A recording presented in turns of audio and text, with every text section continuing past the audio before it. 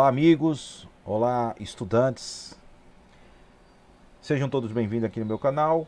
E aqui nós vamos hoje trabalhar um pouco, conversarmos um pouco sobre a prova do SSA aqui em Pernambuco, pela Universidade de Pernambuco. Então estejam hoje com a gente para que a gente possa explicar um pouco como se trabalha aqui. Há uma diferença muito singela em relação das questões que caem no SSA na Universidade de Pernambuco com as questões que caem na prova do Enem, tá bom? Então espero que gostem desse material e venham comigo. Uma coisa que a gente precisa entender são as habilidades essenciais para fazer essa prova do SSA. O SSA, na minha humilde opinião, ela é uma prova mais fácil em comparação à prova do Enem. E eu costumo sempre sinalizar para os nossos estudantes 3 coisas que são de suma importância para fazer uma boa prova do SSA. Lembrando que nós vamos trabalhar aqui sobre o SSA 2, tá bom? O SSA 2, que é referente aos estudantes que concluíram ou estão concluindo o segundo ano do ensino médio. Voltando sobre as habilidades essenciais para poder fazer essa boa prova são, primeiro passo, interpretação de textos. Você tem que ter um bom poder interpretativo de texto para fazer uma boa prova do SSA. Isso em qualquer das fases, podendo ser o SSA 1, o 2 ou 3, tanto faz. E é perceptível isso. É claro que eles são conteudistas, isso é fato. Eles trabalham muito a questão do conteúdo. O programa do conteúdo deles é um programa bem chutinho, mas é um programa que é bem contemplado na prova, tá bom? Mas mesmo assim, você precisa ter um bom poder interpretativo que vai lhe ajudar, digamos assim, 80% para responder as questões. E como é que se desenvolve habilidades para interpretação de textos? Bom, ter bom hábito de leitura. Ter bom hábito de leitura é um bom caminho. Então, super recomendo a vocês ter bom hábito de leitura. A próxima habilidade é dominar os conteúdos. O senhor acabou de dizer que bastando ter interpretação, a gente responde quase 80% da prova. É verdade. Mas se você tiver domínio do conteúdo, o seu poder interpretativo aumentará e, consequentemente, vai despertar você gatilhos mentais. Por exemplo, existe uma grande diferença de decorar um conteúdo e aprender o conteúdo.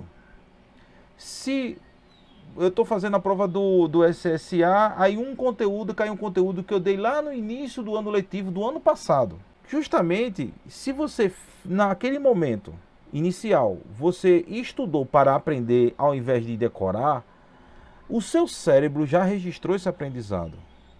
Então, quando vem algum gatilho, alguma informação que possa lhe auxiliar a lembrar daquilo ali, isso vai lhe ajudar bastante. E esses gatilhos a gente vai encontrar muito nos textos, nos enunciados da prova do SSA.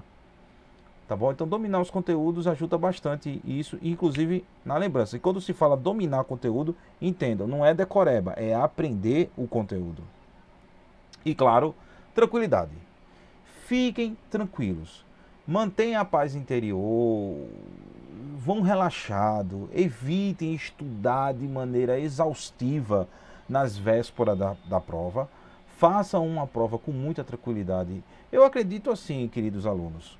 Eu acredito que esse tempo todinho, se você até agora não aprendeu, não vai ser questões de 2 dias, 24 horas que você vai. Agora, também nós não temos aqui uma sugestão ou uma fórmula mágica para dizer a vocês, estudantes, não estudem nada antes da prova. Querem estudar? Estudem, mas peguem coisas que já sabem. Não procure aprender um conteúdo novo. Eu sempre recomendo que façam revisões. Façam leituras de conteúdos que vocês já dominam. Isso, de certa forma, ajuda bastante para fazer uma boa prova do SSA. Tá bom? E agora vamos tecer alguns comentários. Aqui nesse vídeo eu vou comentar questões de história e questões de geografia. Como essa questão aí da UPE, que é uma questão de história, se eu não me... de história. Já identifiquei aqui que é uma questão de história. Vamos fazer a leitura, vamos fazer o jogo de interpretação para saber do que se trata.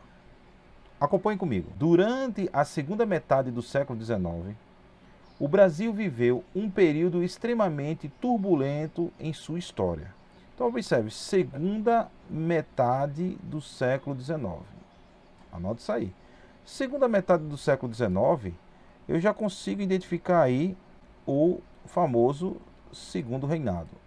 Eu acho que aqui, vou botar aqui segundo reinado. Beleza? Lembrando que o segundo reinado foi com Dom Pedro II. Tá bom? Dom Pedro II. O Brasil viveu um período extremamente turbulento em sua história. Novos ideais emergiam diante de uma estrutura política que não atendia os interesses de um grupo. O que seria isso, né? A nova burguesia urbana, quando eu me lembro de uma nova burguesia, eu sempre gosto de lembrar da burguesia industrializada. Mas vamos continuar. Que ascendia no cenário político da época, buscando representação e participação na vida política brasileira. Então, nós temos aí uma burguesia que estava em busca de participação política. E dentro de um sistema monárquico, a participação de política era limitado para esse pessoal. Contudo, não encontravam espaço no sistema que vigorava até então. A base de sustentação do império, a monarquia, monocultura e escravista, via-se então o processo de desestruturação sendo alvo pesado de críticas. Então, processo de desestruturação pesados de críticas. Então, a gente vai ver que esse sistema, qual é o sistema, minha gente? A monarquia monocultora e escravista. Apesar das críticas aqui com isso aqui. Perfeito? Interpretação de texto. Agora vem comigo. Esse momento relatado propiciou várias contestações do sistema político brasileiro, as quais tinham entre suas bandeiras, vamos lá. Letra A, o fim da monarquia e a abolição da escravidão, a instituição do trabalho compulsório e da república, o início da industrialização e a ampliação da escravidão. D, o apoio à política migratória e a defesa do sistema parlamentar. Letra E, a reforma no modelo político e a demarcação das terras indígenas.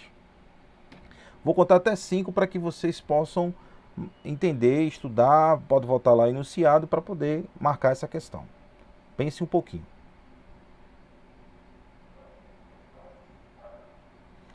Já marcou? Para aqueles que já marcou, provavelmente você marcou a letra A. O fim da monarquia e a abolição da escravidão. Percebam aqui comigo. Vamos voltar ao texto para entendermos o porquê a letra A. Na letra A, ele pede que faça pesadas críticas ao quê? A monarquia, monocultura e escravista. Então, o que caracterizava esse segundo reinado de Dom Pedro II? Justamente o fim da monarquia, para que eu possa ter mais direitos políticos, mais acesso a direitos políticos, como burguês, e claro, a abolição da escravatura, já que era uma monarquia escravocrata. Lembrando que a abolição da escravatura só vai ocorrer no segundo reinado em 1888 e no ano seguinte, em 1889, teremos a proclamação da República. Perfeito? Então, letra A é nessa primeira questão. E aqui eu trouxe algumas informações dessa fonte, Brasil Escola, que é uma boa coisa que a gente bom frisar sobre esse movimento abolicionista que existia lá no segundo reinado, na segunda metade do século XIX, e que, claro, sempre é contraponto ao pensamento monárquico e é contraponto a Dom Pedro II. Existiam também sequestros de escravos, esse movimento abolicionista que queriam a libertação dos escravos bem antes, sequestravam escravos que estavam em transporte, que seriam embarcados para algum lugar do Brasil. Nessa ação de sequestro, os envolvidos sequestravam os escravos para, em seguida, libertá-los. Existiram grupos abolicionistas que também defenderam o levante armado para forçar o fim dessa atividade desumana. A escravidão pelo mundo já estava praticamente extinta na Europa, inclusive aqui no continente americano, mas aqui no Brasil a coisa assim ainda se arrastava. Mas é uma coisa que é bom frisar e lembrar que houve algumas leis em prol dos escravos, como a lei de Eusébio de Queiroz, em 1850, que proibiu o tráfico negreiro. Também tivemos a lei do sexagenário, a lei do ventre livre, para justamente tentar amenizar e acalmar os membros do movimento abolicionista. A associação abolicionista de maior destaque da história brasileira foi a Confederação Abolicionista.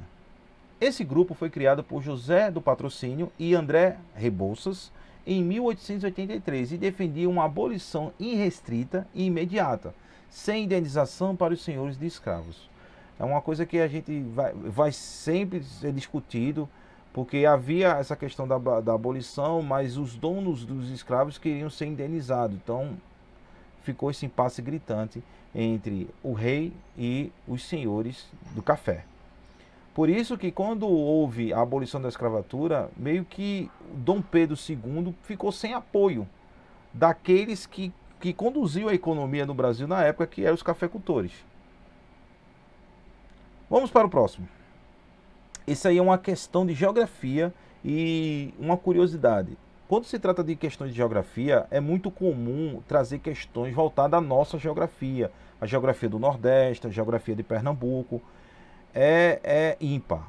A Universidade de Pernambuco, a UPE, sempre coloca coisa nossa. O mesmo ocorre com a prova de história.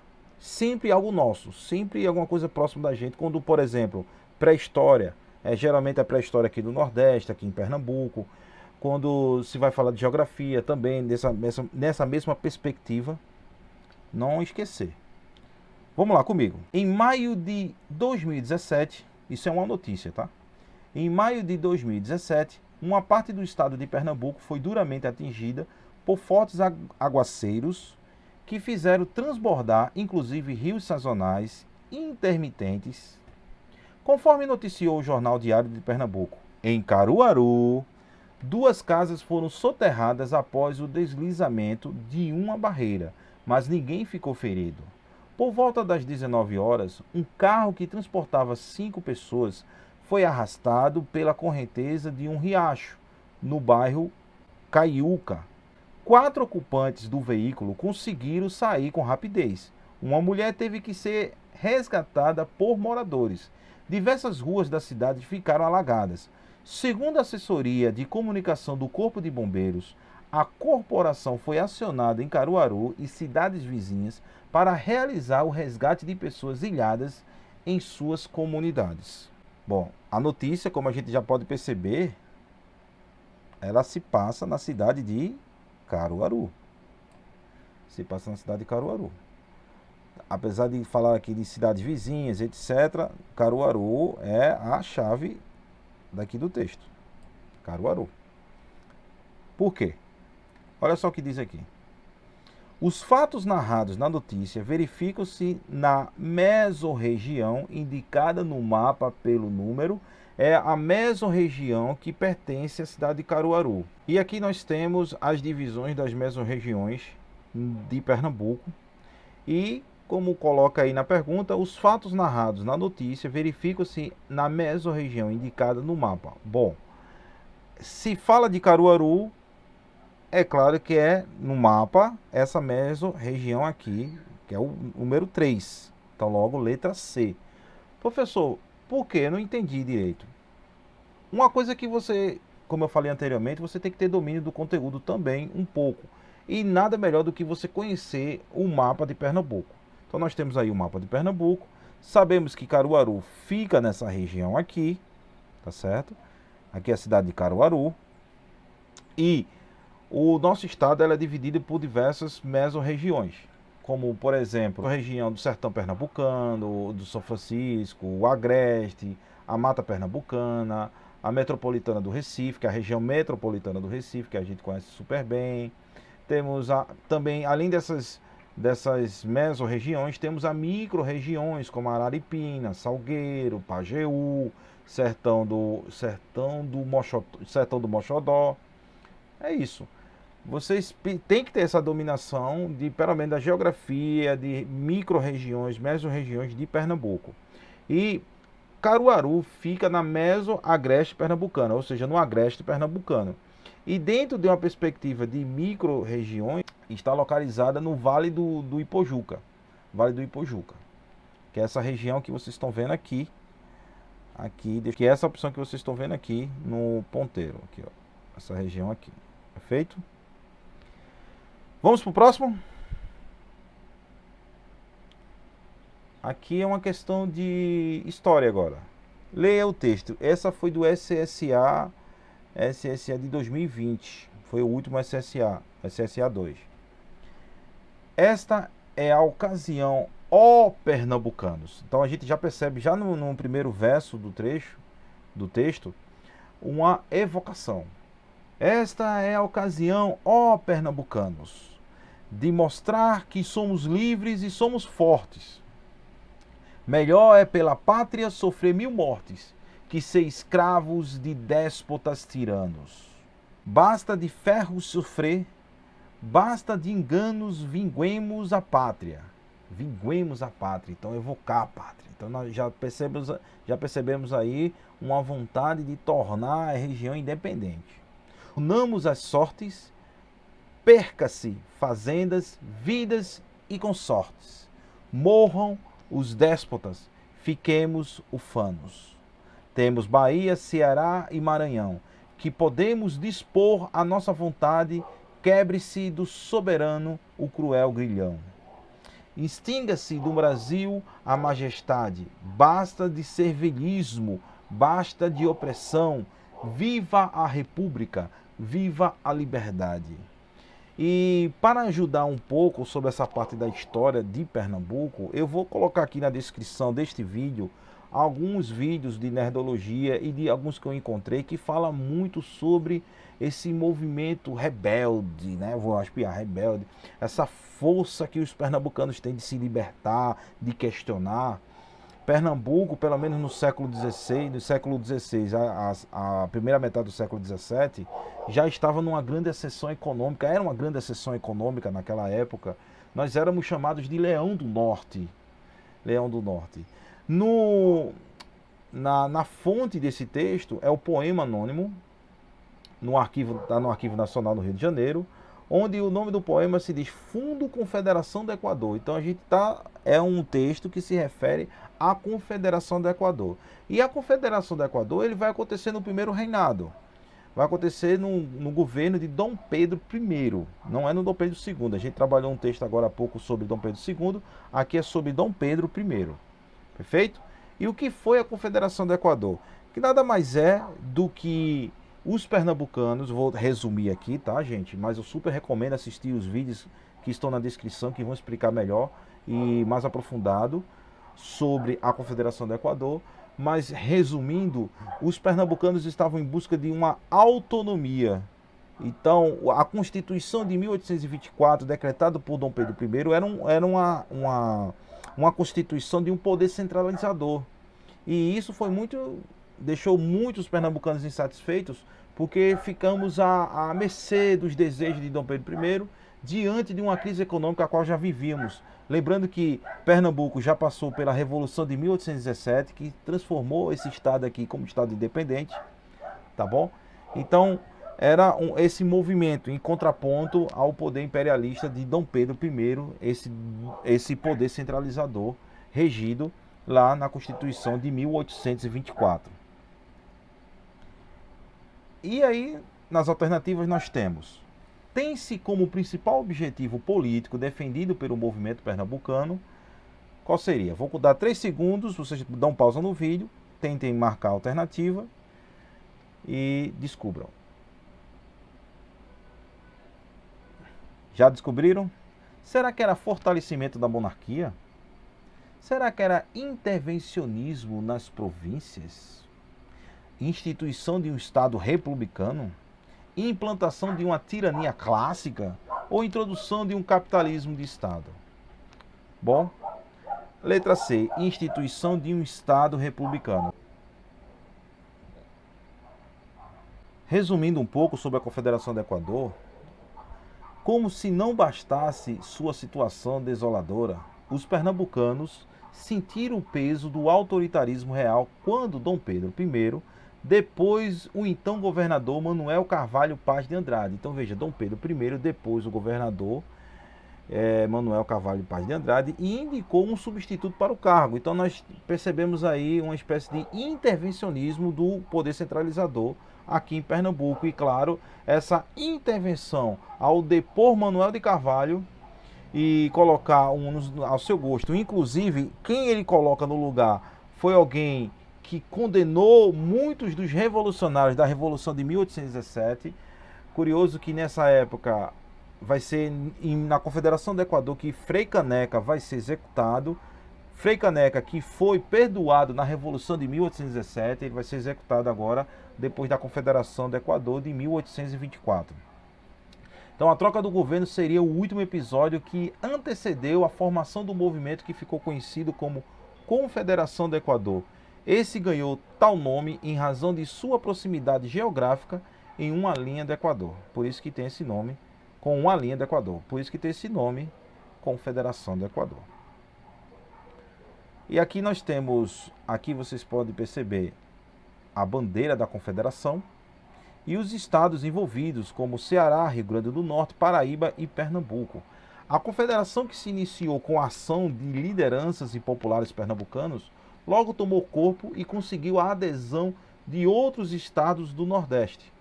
Rio Grande do Norte, Ceará, Paraíba também se juntaram ao movimento. Impassíveis às tentativas de negociação do Império, os revoltosos buscaram criar uma constituição de caráter republicano e liberal. Além disso, o novo governo resolveu abolir a escravidão e organizou forças contra as tropas imperiais. Mas o Império não deixou isso barato. Ele conseguiu apoio financeiro da Inglaterra, conseguiu inclusive contratar mercenários para bater diante dos confederados. Os confederados vão perder essa luta, claro, e consequentemente nós vamos perder também territórios. Pernambuco vai perdendo território como uma forma de penalização por organizar a confederação. Vamos à próxima. Esse aí foi uma questão de geografia e é uma questão que talvez possa ter causado muita confusão para os estudantes na época. Por quê? Porque lembra muito conteúdos de história, mas está inserido sim na programação do SSA2, que fala sobre a industrialização brasileira e os seus respectivos governos. Então é possível, na aula de geografia, vocês entenderem industrialização no Brasil no governo de Getúlio Vargas e no governo de Juscelino Kubitschek. Governo de Vargas e Juscelino Kubitschek, historicamente falando, é um conteúdo que cai no SSA 3. Mas quando se trata de industrialização no século XX, é comum cair no SSA 2 na parte de geografia. Então é uma questão de geografia aqui. Qualquer dúvida que vocês tenham, pode deixar aí nos comentários. Se eu conseguir ver, se eu conseguir ler, eu responderei com muito prazer cada um de vocês. Vamos aqui comigo. Então, observe o organograma a seguir. Industrialização brasileira, planos de metas. Então, quando se fala de planos de metas, a gente só vai lembrar daqueles planos desenvolvimentistas de Juscelino Kubitschek. Ampliação que era naquele plano 50 anos e 5. Tá? Esse plano desenvolvimentista de Juscelino Kubitschek estava inserido consigo a ampliação da infraestrutura básica, construção de hidrelétricas e construção de rodovias. Uma questão super fácil para quem estudou pelo menos um pouco esse conteúdo. Ele representa esse organograma, um período da industrialização brasileira que instaurou uma política conhecida como fácil demais, né? Integralismo, toyotismo, nacionalismo, fordismo, não. Como eu já respondi anteriormente, resposta letra E. Desenvolvimentismo. Vamos lá, vamos para o próximo. E aqui é uma comprovação do que eu falei anteriormente. Esse é um programa de geografia e vocês podem perceber ele aqui, ó. Urbanização, industrialização no Brasil, processo de urbanização e metropolização. E isso vai ganhar grande força no século XX. tá bom? A distribuição da indústria pelo território, século XX. Não que nós não tínhamos indústria no século XVIII, século XIX ou início do século XX, mas industrialização aqui no Brasil com muita força e significância só a partir de Getúlio Vargas. Então é isso, pessoal. Espero que tenham gostado. Que Papai do Céu abençoe vocês dessa prova que virá agora domingo, esse final de semana. Mantenha-se tranquilos, leia de forma leve, faça revisões leves, não se esgotem, canalize suas energias para essa prova. Vocês verão que a prova não é difícil, basta seguir aquelas habilidades que falamos no início do vídeo, que vai dar tudo certo para vocês, tá bom? Que Papai do Céu abençoe a todos, hoje, agora e sempre. Espero que tenham gostado do vídeo. Muita paz a todos. Tchau, tchau.